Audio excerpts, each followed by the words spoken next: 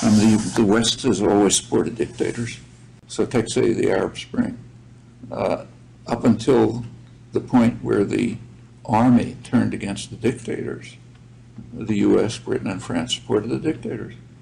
They supported Ben Ali in Tunisia, France, supported Mubarak in Egypt. The leading ally of the United States and Britain is Saudi Arabia, which is the most extreme Islamic fundamentalist state ally. The West has nothing against dictators. It supports them consistently. What the West is concerned about is democracy. That would be dangerous.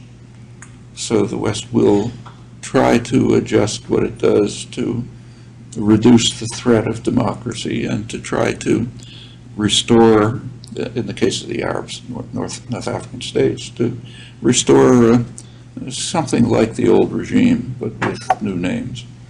So in Egypt, for example, the United States is reasonably happy with the Muslim Brotherhood, which they don't care if they have Islamic, if they call for Sharia or something. What they care about is that they accept neoliberal programs, which they do.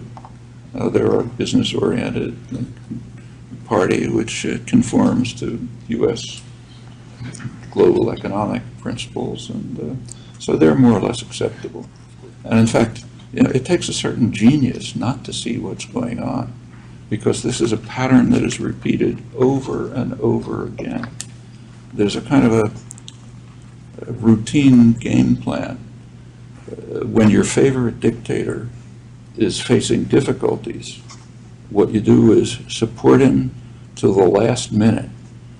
If it becomes impossible to support him, say if the army turns against him or the business classes turn against him, then send him off somewhere, try to get rid of him, issue passionate statements about your love of democracy, that's the role of the intellectuals, and then try to restore the old regime. And it's been done over and over again. So democracy is a very serious threat in all over the world, but in the Arab countries too, and so the policies that are taken essentially are trying to restore the old regime as much as possible, maybe with new names. You can't do it totally, but as much as possible. And that's exactly what you'd expect. It's a traditional policy. It goes back as far back as the history of imperialism.